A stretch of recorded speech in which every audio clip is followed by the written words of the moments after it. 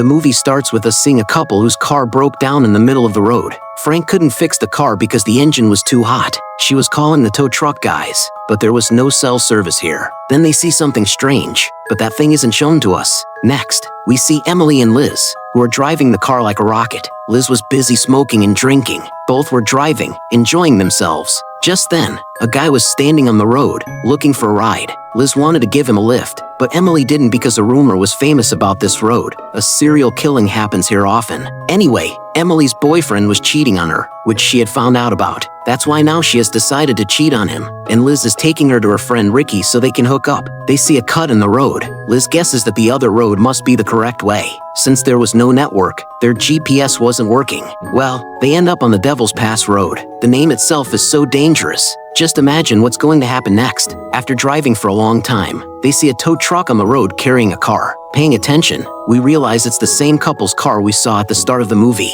Now, what he did to the couple is unknown. Both of them noticed a really bad smell coming from the truck, and the driver wasn't giving them way to pass. They overtake him. That's when we see satanic symbols on the truck. This tells us that he is a worshiper of the devil, who could prove deadly for both of them. Their gas runs out here, so they stop at a gas station. Liz went to the restroom. Just then, that truck driver also arrives here. She wanted to see his face, but then the station worker arrived and started putting gas in the car. The guy was just about to step outside, but the worker came in between again, and she couldn't see his face. She goes outside to look at him but can't see anything except his shoes. The man was keeping his eyes on both of them. That means something was going on in his satanic mind. Anyway, they paid and drove off. They sped up to 100 miles per hour so the truck guy wouldn't get ahead of them. But then he overtakes them at 120 miles per hour and pulls back in front of their car. They think he's intentionally harassing them. But then he started using a hand gesture to tell them to go ahead. They thought the man was nice, but he wanted to cause their accident. They both realize they are in trouble. Liz notes the number written on the back of the car so she can complain about it. But there was no cell service here. They overtake him and move ahead, and Liz curses at him. They get way ahead. They think the trouble is over, but the trouble wasn't going to be over that easily. Trouble is trouble. They drive fast. They didn't want him to get ahead again, but who can prevent fate? He does get ahead, and this time, he wasn't giving them a path to overtake. Both got frustrated and started cursing at him. Then she brings the car onto another road, and that's how she overtakes him. They leave the truck driver behind and move ahead, but he wasn't going to stop chasing them that fast. Emily hits 120 plus mph. Just then, some kids came into the road, and they barely avoided hitting them. Anyway, they come to a restaurant to freshen up. Then the waitresses took their order. Just then, they see that the truck guy has also arrived here. Both were scared seeing this. They thought he was inside the restaurant too. Emily had only seen his shoe then, so she started trying to recognize him through his shoes. This made them suspicious of the guy with the hat. But then he got into his red car and left. This made them suspicious of this other man because he was staring at them.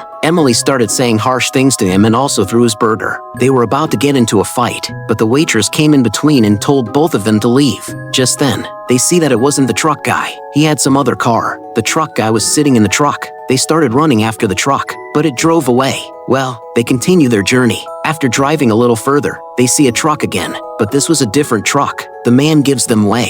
They smiled and moved ahead. Then they found the couple's car standing in the road, the one the tow truck guy was towing. Now, they could have ignored it and moved on, but they don't, and they stop the good truck guy to show him the standing car. He makes Emily sit in this car so they can pull the car to the side. Otherwise, there could have been a traffic jam. Just then, he arrives and hits the car, putting it on the side. Both of them run away.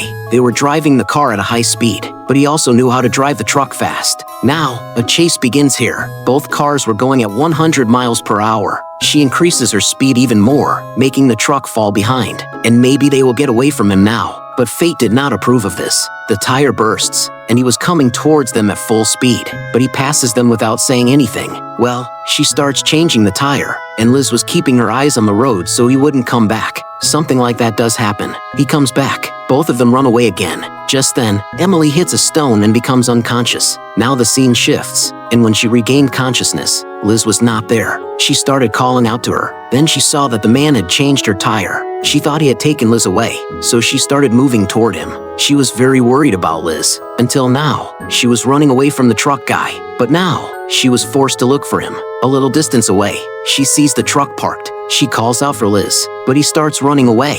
Emily gets very upset and gets back into the car. Then that truck comes to crush her, but she runs away at the last moment. She got an idea, and she hid the car in the field so he would pass by. That's exactly what happens. He is unable to see her. Then she sees a telephone, but it was disconnected. Emily was very panicked that her friend had been kidnapped. Now what should she do? She couldn't call the police. There was no network here. She falls asleep in the car. Then Liz comes to her and starts scolding her, saying, "How could you leave me there?" Although Emily had looked for her there, she wasn't there. Emily asked, "How did you get here?" She said, "By hitching a ride." Just then, the truck comes to crush them. But this was all her dream, a bad nightmare. Well, now it was night. They move ahead. But then, out of nowhere, he comes back. She started driving the car at full speed, which made him fall far, far behind. But the police got on her tail because the car was speeding. This is the first time someone is happy to see the police behind them. Until now, everyone was sad. Well, she said she's in big trouble. Her friend has been kidnapped. Some truck guy is chasing her, but the police didn't care about any of this. He tells her to sit in a police car and show her license so he can complete his ticket quota. She said, "Take 100 or 200 extra, but please listen to me." The sheriff thought she was making excuses,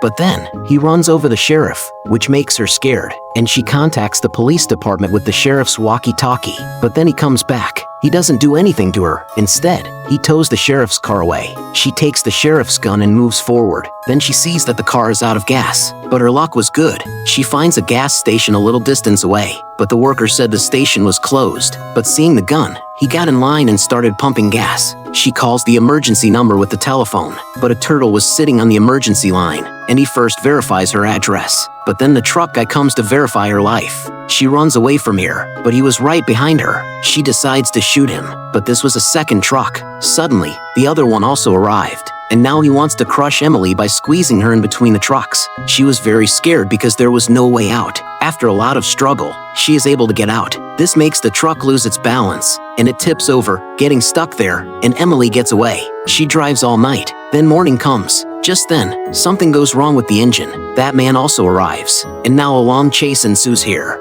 Finally, she gets an idea, and she drives the car at 120 plus mph. The truck was left far behind. She stops the car in one place because she had a plan in mind where victory was ahead of fear. She speeds the car toward him. Then she wedges it on a cliff, and now her car is stuck. Emily gets out and starts calling out to Liz and asking about her. The man then calls Liz's phone. She hears the ringing and comes to the car, but the ring was coming from the trunk. She finds Liz's dead body in the trunk. The one she was searching for everywhere was right there in her trunk. Meanwhile, he was busy trying to pull the truck out, but Emily didn't want that to happen. She hits the truck with her car, sending it down into the ravine, and she drives away from there. Now the scene shifts, and we see a girl who got lost and came to a cabin for help. Here, we see some cars, including the couple's car, the sheriff's car, and finally, the tow truck, meaning the killer is still not dead. He is alive, and now he is going to torment this girl. With this, the movie ends. If you enjoyed the video, please like, share, and subscribe. It only takes a second.